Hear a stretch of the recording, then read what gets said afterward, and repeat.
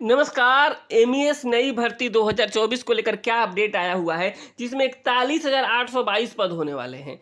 साथ ही साथ बताते हैं आपको कि अगर आप 10वीं पास हैं तो फॉर्म को अप्लाई कर पाएंगे, अगर आप 12th पास हैं तब भी फॉर्म को अप्लाई कर पाएंगे। यानी मिनिमम अगर 10वीं पास हैं तो फॉर्म को अप्लाई कर पाएंगे, ज़्यादा पढ़े लिखे हैं तो अच्छी बात है।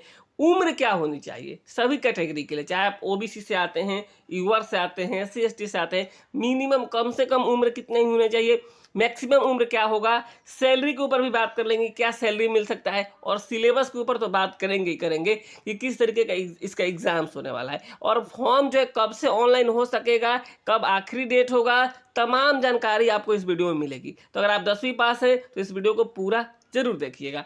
यहाँ पे सबसे पहले आपको ऑफिशियल वेबसाइट पर लेके चलते हैं। ये जो ऑफिशियल वेबसाइट है, और साथ ही साथ बता आपको कि कौन कौन से जो डॉक्यूमेंट्स लगेंगे इस फॉर्म को भरने में, इस चीज़ को भी आपको इस वीडियो में बताने की हम कोशिश करेंगे, ताकि आप उस डॉक्यूमेंट्स को बनवा करके रेडी रहिए, और आप रेडी रहेंगे तो फॉर्म ऑनलाइन कर पाएंगे।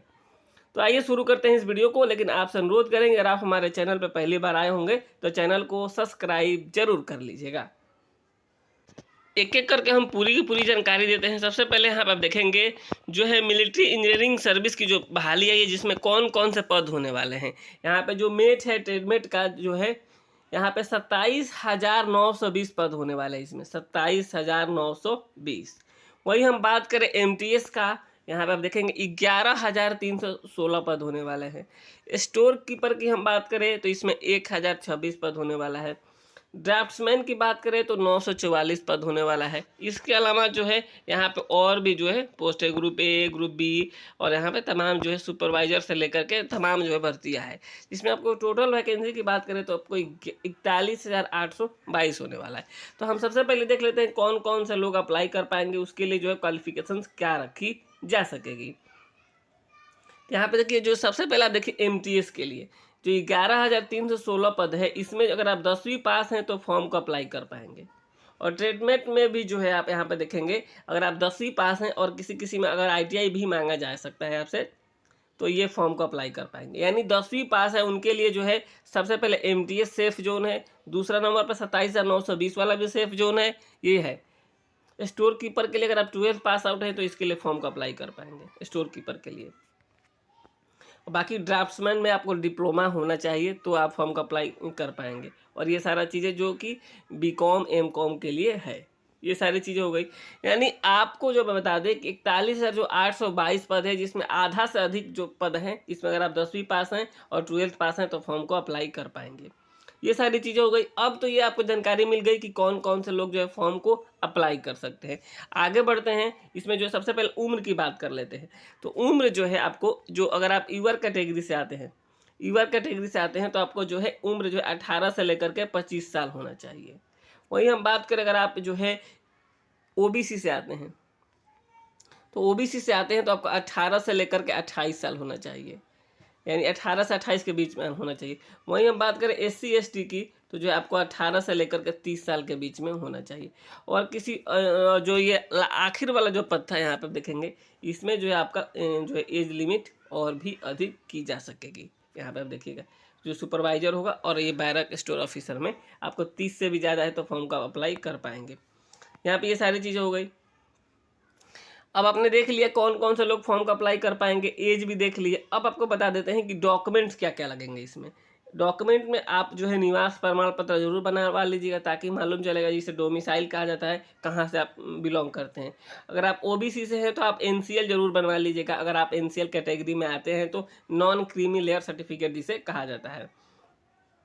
अगर आप यूआर कैटेगरी से हैं, अगर आप ईडब्ल्यूएस कैटेगरी में आते हैं तो ईडब्ल्यूएस जो है इकोनॉमिकली जो वीकर सेक्शन जिसे कहा जाता है, अगर आप ईडब्ल्यूएस में आते हैं तो ईडब्ल्यूएस सर्टिफिकेट बनवा लीजिए। और जो संबंधित डॉक्यूमेंट्स आपके पास, अगर 10th का है तो 10th का सर्टिफिकेट, मार्कशीट। उसके अलावा जो 12th का बात की जाती है, 12th पोस्ट पे तो 12th का जो है मार्कशीट, सर्टिफिकेट, आईटीआई तो आईटीआई के सर्टिफिकेट, यानी इन सारे सर्टिफिकेट्स को आप रेडी करके रखिए।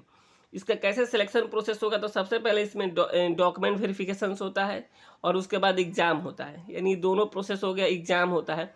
एग्ज़ाम के बाद किसी किसी जो पोस्ट के लिए, जैसे ये जो आखिर वाला पोस्ट है 10वीं पे जो कोई भी आप फॉर्म भरेंगे ना, उसमें इंटरव्यू नहीं होता है। लेकिन अगर आप जो इन पदों की बात करते हैं, यहाँ पे जो है सुपरवाइजर और ऑफिसर के लिए, इसमें इंटरव्यू हो सकता है। इसके लिए ही बातें कहा गया है। अब आप देख लीजिए।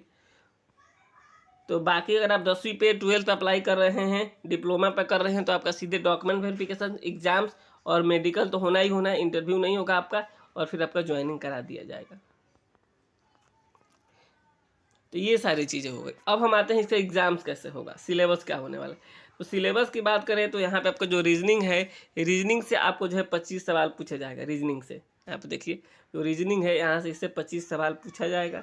वहीं हम बात करें इंग्लिश और जीके का, तो इससे भी 25 सवाल पूछा जाएगा, और मैथ से भी 25 सवाल पूछा जाएगा। और जो ट्रेड होगा, मान लीजिए आप जो है जिस ITI से किए हैं, उस ITI से संबंधित जो है आपसे सवाल पूछा जाएगा। MTS वाले हैं तो MTS से कुछ संबंधित पूछा जाएगा, या फिर ड्राफ्ट्समैन वाले हैं तो ड्राफ्ट्समैन से 50 सवाल पूछा जाएगा।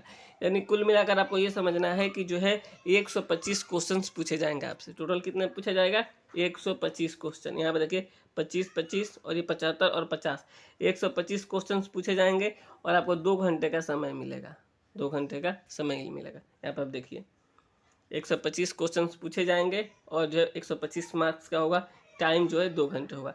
अब हम सैलरी की बात कर लेते हैं। तो जो सैलरी है इसमें सबसे जो कम होगा सैलरी, उनका हम बात करें तो 21,900 जो है बेसिक होता है। आप किसी भी सरकारी नौकरी की तैयारी करते हैं तो आपको पता होना चाहिए कि सबसे पहले जो है बेसिक, जो किसी भी सरकारी नौकरी में बेसिक होता है। अगर किसी का बेसिक मान लीजिए 20,000 रुपये है, ठीक है, एग्जाम्पल के तौर पर आपको बताते हैं, तो उसको जो है HRA मिलेगा, HRA 30% मिलेगा। तो यहाँ पे 6,000 क्या हो गया? HRA हो गया। DA मिलेगा उसे। DA मतलब क्या होता है? महंगाई भत्ता। महंगाई भत्ता 53-54% मिलेगा। तो इस तरीके से सरकारी आदमी की जो है सैलरी क्या हो जाती है? डबल के आसपास हो जाती है। डबल के आसपास हो जाती है। तो आप समझिए 21,900 बेसिक है, तो 35 से 36,000 कम से कम तो इतना मिलेगा ही मिलेगा। ये तो हो गया, आप सारी चीज़ें समझ गए होंगे कि कौन कौन से लोग फॉर्म को अप्लाई कर पाएंगे, जो है उम्र क्या होनी चाहिए, और साथ ही साथ आप ये भी समझ गए कि किस तरीके से सवाल पूछा जाएगा, और सैलरी भी आपने देख ही लिया। अब हम आते हैं कि जो फॉर्म ऑनलाइन के डेट की बात की गई है उसके बारे में। तो यहाँ पर आप देखेंगे जो फॉर्म ऑनलाइन के बारे में जो बातें कही गई थी कि 16 अक्टूबर से फॉर्म ऑनलाइन शुरू हो सकता है, हालांकि ऐसा हुआ नहीं, और लास्ट डेट दिया गया था 16 नवंबर, ऐसा भी नहीं हुआ। तो अब तक ये फॉर्म ऑनलाइन स्टार्ट नहीं हो सका है। जैसे ही कोई इसमें अपडेट आता है, मैं आप सभी को ज़रूर बताने की कोशिश करूंगा कि फॉर्म कब से ऑनलाइन स्टार्ट हो सके। साइट ओपन करने में थोड़ा टेक्निकल इशू आ रहा है, तो अब तक फॉर्म ऑनलाइन स्टार्ट नहीं हो सका है। इसका जो ऑफिशियल वेबसाइट है mes.gov.in है। इससे और संबंधित आप और जानकारी चाहते हैं तो हमारे टेलीग्राम ग्रुप में नीचे ज्वाइन कर सकते हैं। वहाँ पे भी आपका कोई डाउट्स है तो पूछ सकते हैं, आप कमेंट बॉक्स में लिख सकते हैं। फिलहाल अब ये मान के चलिए कि इस भर्ती का जो लाखों लोग इंतजार कर रहे हैं, कई लाख लोग जो है MES का जो है भर्ती का इंतजार कर रहे हैं। तो आप भी इंतजार कर रहे हैं तो कीजिए, लेकिन साथ में जो है आप तैयारी भी शुरू कीजिए, तैयारी करते रहिए। देखिए इसका कोई बहुत बड़ा सिलेबस नहीं होने वाला है। आप SSC की तैयारी कर रहे हैं, रेलवे की तैयारी कर रहे हैं, तो वही सारा सिलेबस होता है। थोड़ा सा इसमें बदलाव होगा, उसके बारे में मैं ज़रूर सूचित करूंगा। फिलहाल इस वीडियो में इतना ही। आप चैनल को सब्सक्राइब जरूर कर लीजिएगा। नमस्कार, धन्यवाद।